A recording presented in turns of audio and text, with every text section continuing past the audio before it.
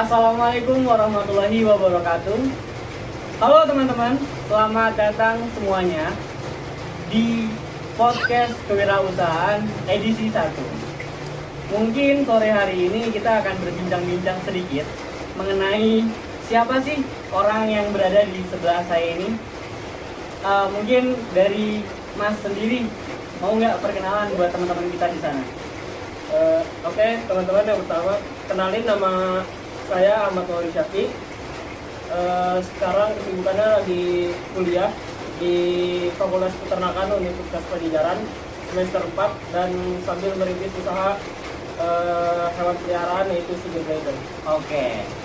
Jadi teman-teman udah denger kan tadi apa usaha yang Mas Mauri rintis, yaitu sugar glider. Mungkin ada beberapa pertanyaan nih Mas dari aku yang ya nanti aku sampaikan ke Mas Mauri, terus nanti Mas Mauri bisa jawab. Tapi dengan jujur, jangan melebih-lebihkan. Jadi ini juga buat cerminan buat para penonton di sana. Gimana sih kayak kita itu masih muda, tapi kita mau punya uang yang istilahnya hasil jerih payah kita. Nah, oke. Mungkin kita langsung masuk pertanyaan aja kali ya. Oke, boleh. Apa sih Mas yang buat Mas Mauri ini punya ketertarikan untuk akhirnya berusaha di dunia sugar glider yang tadi udah Mas Mauri sebutkan, atau mungkin tadinya nggak hewan ini malah? Jadi gimana jawaban Mas Mauri sendiri? Awalnya pertamanya untuk usahanya bukan sugar glider, yang pertama itu merpati balap. Cuman waktu itu mungkin profitnya kurang dan lebih banyak minusnya. Jadi awal mulanya itu juga waktu SD itu coba-coba untuk ternak merpati, dan yang nggak terlalu, masih belum mikirin untung atau segala macamnya, dan emang awalnya cuma hobi doang. Habis itu udah merpati, coba lagi yang lain, ternak kelinci. Cuman ternak kelinci itu awal-awal banyak masalahnya. Yang pertama hilang, terus dimakan tikus, terus habis itu mati mendadak, sudden death, dan banyak lain lah masalahnya untuk ternak kelinci tersebut. Terus akhirnya nemu hewan yang cukup eksotis, yaitu sugar glider.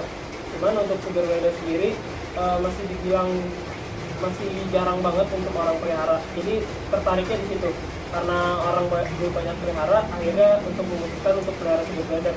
Dan dari hobi juga, pertama sih dari hobi, terus abis itu nggak sengaja akhirnya jadi usaha sampai saat ini. Oke, jawabannya cukup panjang sih. Jadi tapi banyak menariknya sih untuk didengar. Jadi kayak Mas Mauri mengambil langkah awal yang istilahnya bisa dibilang mungkin semua orang nggak bisa memiliki ini sih. Kayak contohnya sugar glider ini masih jarang diminati, tapi langkah awal Mas Mauri ini mengambil itu dan akhirnya mungkin bisa dibilang berbuah manis ya Mas ya. Oke.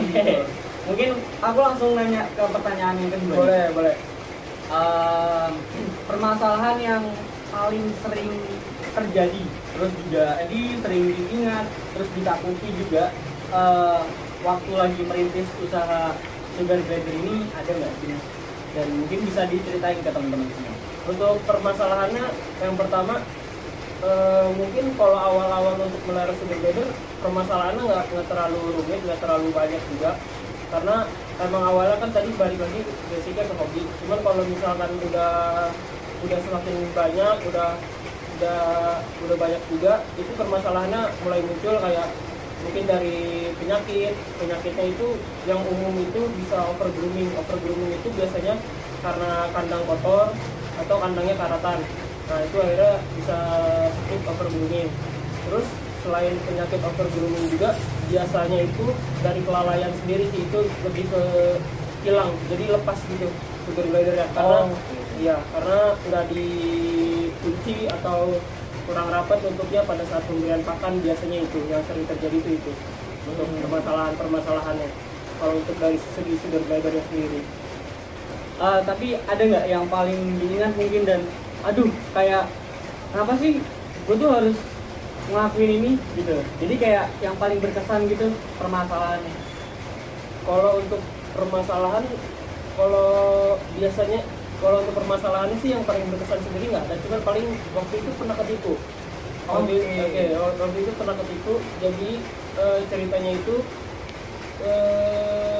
dia beli sugar glider 3 ekor, cuman perjanjiannya di awal itu dia bayarnya 2 kali, dan untuk penjualannya itu COD atau ketemu. Terus abis itu pas pertama ketemu itu sugar glider 3-3-nya itu dikasihin ke dia, ke si pembelinya. Terus abis itu dia bayar setengahnya. Nah setelah setengahnya itu udah selesai, habis itu lanjut yang keduanya itu, pertemuan keduanya itu ternyata dia nggak datang. Akhirnya sampai sekarang ya udah dikasih aja lah. Oke, berarti itu juga bisa jadi pengalaman ya buat Mas Mori ya untuk merintis. Mas Mori ini tegang banget kayaknya ngejawab pertanyaan dari gua nih. Kita relax aja nggak apa-apa. Santai. Oke. Mungkin lanjutlah ke pertanyaan berikutnya. Boleh. Sudah berapa lama main sugar glider? Kalau untuk tar dulu dong. Nanti dikat ya, tar dulu dong ya. Jadi udah berapa lama nih Mas Mori main sugar glider? Terus juga walaupun misalkan Mas Mori baru sebentar ataupun udah lama, ada nggak sih Mas karyawan atau Mas Mori malah perintis sendiri? Gitu. Kalau untuk berapa lama? Sekitar udah jalan 9 tahun. Kalau untuk bisnis sugar glider ini udah jalan 9 tahun. Terus kalau misalkan buat ada karyawan atau enggak, semuanya sendiri, dikerjain sendiri. Mulai dari ngurusin ternaknya, ngurusin pakannya, ngurusin dia sakit atau apa, segala macamnya itu ngurusin sendiri. Terus urusan sosial medianya, kita iklan, marketingnya, pokoknya segala macam, keuangannya juga itu ngurusin sendiri. Oke, berarti kita bisa ambil contoh ya teman-teman. Di sini Mas Mori itu orang yang pekerja keras dibilang. Tanpa adanya bantuan mungkin dari orang-orang sekitar, tapi Mas Mori bisa sampai di sini gitu loh. Jadi ya nanti mungkin kita lanjut ke pertanyaan berikutnya. Pernah kesulitan nggak sih Mas? Tadi kan Mas Mori udah cerita tentang merintis ini kan sendiri ya.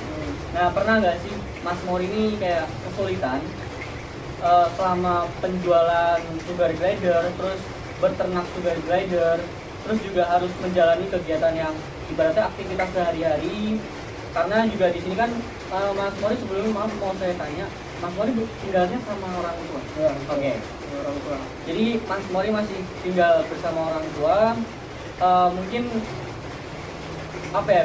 Bisa dijadikan kayak ada beberapa kegiatan yang berhubungan contohnya dengan anak, kayak Mas Mori nanti disuruh bantu ini bantu itu kan agak terganggu mungkin aktivitas di perintis sugar glider ini. Nah cara mengatasinya kira-kira gimana Mas Mori selama 9 tahun loh? Kalau misalkan buat orang tua nggak terlalu gimana, santai aja, emang support juga. Terus kalau misalkan masalah-masalah paling kayak sekolah ya tinggal ngebagi waktunya aja sih, kita ngebagi waktu semaksimal mungkin dan seefisien mungkin. Jadi kalau misalkan ditanya orang kerja keras, sebenarnya kerja itu nggak perlu lama-lama, yang penting tuh kerjanya nggak perlu lama, tapi emang benar-benar berkualitas gitu kerjanya. Jadi emang kita ngebagi waktunya juga harus benar-benar seefisien mungkin dan emang benar-benar seproduktif mungkin kalau untuk membagi waktu. Terus buat masalah yang lain sih paling kayak untuk masalah harga dan lain-lain emang selalu naik turun dan pembeli juga nggak selalu ada, itu emang wajar, jangan nggak terlalu masalah sih. Pasti emang kita selamanya nggak ada di atas dan pasti naik turun terus, jadi emang nikmatin aja, emang prosesnya nikmatin aja. Oke, menarik ini. Tadi gua tuh baru dengar kalau kerja keras itu nggak perlu terlalu jamnya tuh nggak perlu padat ya, nggak perlu lama-lama. Yang penting berkualitas. Itu perlu dicatat teman-teman, karena ya mungkin masih banyak beberapa orang yang mengira bahwa kerja keras itu harus jam-jam ya kayak gitu kan. Cuman kita open mindsetnya aja, kayak ubah mindset kita kalau ternyata kerja keras itu kerja yang berkualitas. Itu perlu dicatat teman-teman. Oke, tadi udah menyinggung sedikit nih Mas Mori tentang kenaikan harga sugar glider penjualan dan penurunan juga, aku mau tanya mas, misalkan maaf sebelumnya ya mas, ini mungkin agak sensitif sih. Jadi kayak apa langkah yang Mas Mauri ambil saat bisnis sugar glider ini mengalami penurunan? Apa yang mungkin langkah yang Mas ambil supaya Mas juga tetap bisa survive gitu berjualan? Kalau sebenarnya tujuan utamanya bukan bisnis sugar glider aja, emang banyak hewan peliharaan yang lain, exotic pets yang lain yang masih orang belum belum umum lah untuk dipelihara oleh orang. Itu masih banyak. Jadi kita itu sebenarnya bisnisnya bukan untuk sugar glider aja, tapi banyak hewan peliharaan yang lain. Contohnya kayak apapun itu, bisa dari keluarga apes, keluarga ikan-ikanan, atau burung, atau reptil, atau primata. Jadi emang sebenarnya untuk survive itu, apalagi di hewan peliharaan ini, itu nggak bisa kita ngandelin satu jenis hewan aja. Jadi emang harus, jadi jatuhnya itu kayak loncat-loncat gitu. Oke. Jadi nggak bisa cuman di satu jenis hewan, karena namanya hewan peliharaan itu lama kelamaan itu kalau kita nggak main di genetik atau yang lainnya, itu bakal mengalami penurunan harga. Karena kan semakin lama genetiknya semakin macam-macam, yang tadinya langka itu makin banyak akhirnya, karena kan hukum ekonomi sendiri, kalau misalkan permintaannya sedikit terus jumlah ininya banyak, akhirnya harganya jadi turun. Jadi kayak gitu. Jadi kalau misalkan yang dulunya langka, genetiknya langka, sekarang udah mulai didapat, akhirnya semakin turun harganya. Jadi kalau misalkan buat survive-nya itu, kita harus bermain di genetiknya. Jadi biar kita ciptain genetik baru, biar harganya pun semakin naik. Dan selain itu juga untuk survive itu, jadi kita nggak jualan cuma sugar glider aja. Jadi kita banyak jualan hewan peliharaan lain seperti kayak marmoset, terus ada jenis kura-kura darat, terus jenis burung-burung paru bengkok, terus ikan-ikan predator, pokoknya banyak macam-macam tuh. Berarti kuncinya macam-macam ya, jangan fokus di satu titik aja ya. Intinya kreatif. Oke. Terus ada lagi nih mas, kayak mungkin sedikit tips nih dari Mas Mauri. Misalkan ada teman-teman penonton nih yang mau coba kayaknya mau melihara sugar glider nih, siapa tahu nanti bisa jadi kayak Mas Mauri gitu kan. Nah, kira-kira ada nggak tipsnya nih buat langkah awal mungkin? Kalau langkah awal sebenarnya, awal mulanya itu untuk sugar glider sendiri ini, dulu waktu SD itu nabung dulu sambil mempelajari dulu tentang hewan. Nah, karena basicnya saya itu kalau misalkan mau pelihara hewan itu selalu mempelajari dulu hewannya apa, dari penyakitnya, perawatannya, kandangnya, segala macam, pokoknya itu dipelajari dulu. Itu tuh nabung selama setahun. Waktu SD itu nabung selama setahun, akhirnya kekumpul, akhirnya beli sepasang, terus udah gitu juga habis beli sepasang, akhirnya nggak ngira kalau misalkan bisa menghasilkan gitu. Karena waktu pas udah dewasa, udah masuk usia produksi, kok betinanya nggak kawin-kawin, kok betinanya nggak menghasilkan, ternyata emang nggak cocok. Terus akhirnya dijual. Nah, dari penjualan pertama itu baru tahu, oh itu bisa menghasilkan. Nah, dari situ mulai akhirnya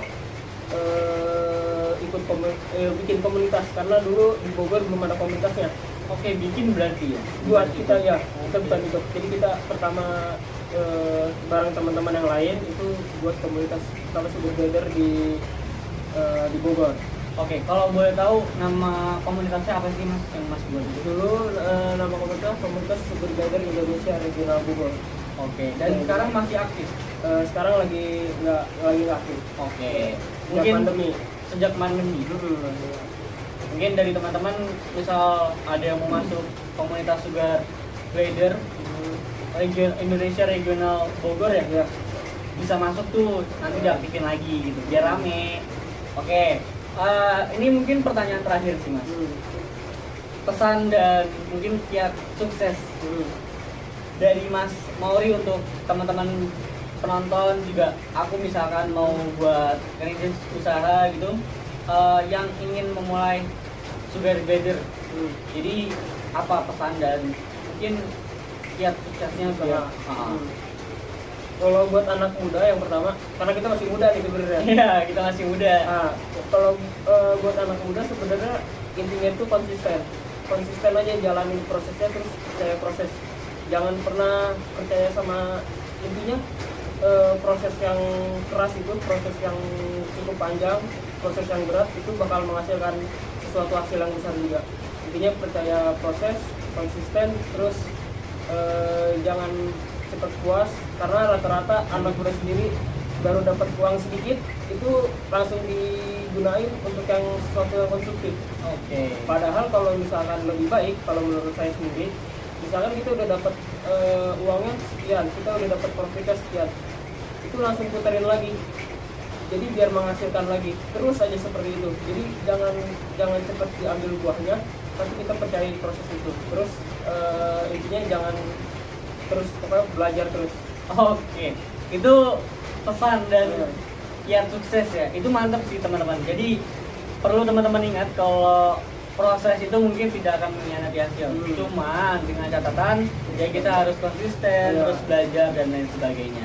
Oke Mas Mori, mungkin itu aja pertanyaan dari saya. Mungkin kita bisa ini kali ya Mas ya. Aku pengen lihat satu sugar glider, kira-kira bisa nggak ya? Boleh. Oke guys, jadi di sini kita bakal dilihatin satu sugar glider yang Mas Mori pelihara. Oh bunyinya emang seperti itu tuh Mas? Iya, bunyinya seperti ini. Oh gini guys, nah, ini aku boleh pegang? Boleh. Oke. Diambilnya dari oh, lembut teman-teman.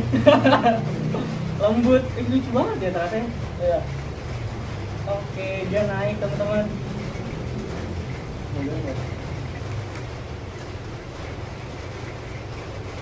Nih teman-teman, ada dua ternyata. Ini bedanya apa? Mulai dari segi ukuran. Kalau ini dari usianya beda. Kalau yang ini masih Joy itu sebutan untuk bayi marsupilia. Jadi keluarga marsupilia itu ada kanguru, ada koala, ada banyak macamnya keluarga marsupilia itu. Ini sebutan untuk bayinya itu namanya Joy. Ya, untuk usia umur 1 sampai 3 bulan. Kalau buat yang sudah 3 bulan ke atas itu usia dari 4 sampai 7 bulan itu disebutnya dikenal atau usia remaja. Ntar kalau udah usia 7 bulan ke atas itu namanya adult.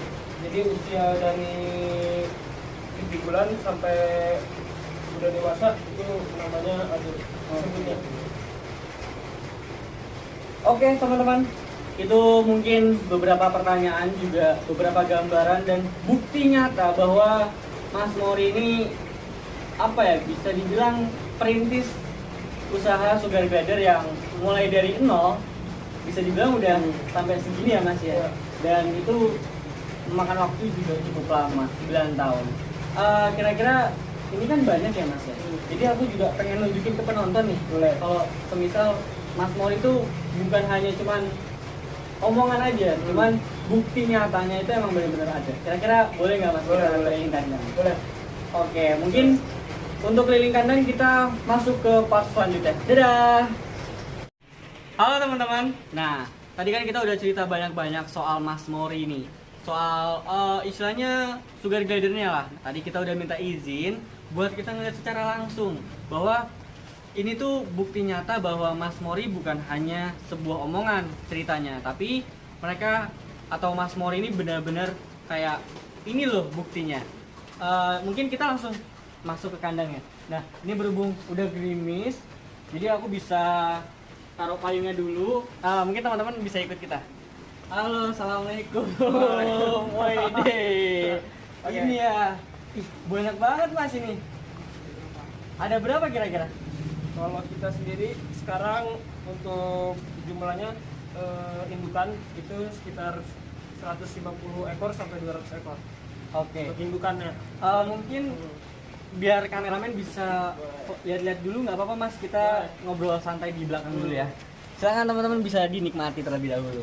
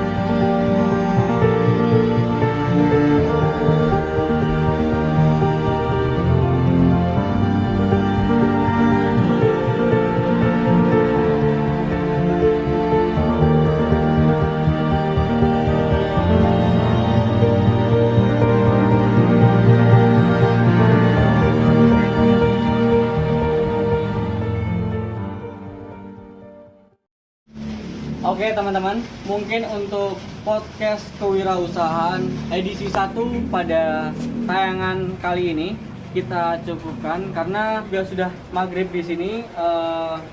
Mungkin apa ya Mas? Aku pengen mengucapkan terima kasih banyak sih. Sama-sama.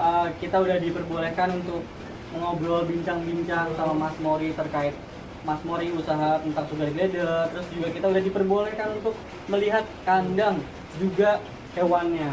Jadi ya makasih banget Mas. Sama-sama. Kita udah bisa diajak. Penonton juga insya Allah menikmati apa yang tersedia dalam video ini. Kira-kira ada nggak Mas pesan-pesan terakhir nih, sebelum video ini ditutup atau berakhir, karena kita tahu mungkin banyak ya dari anak muda pengen usaha cuman masih banyak yang kepikiran antara nanti aku takut gagal atau gimana.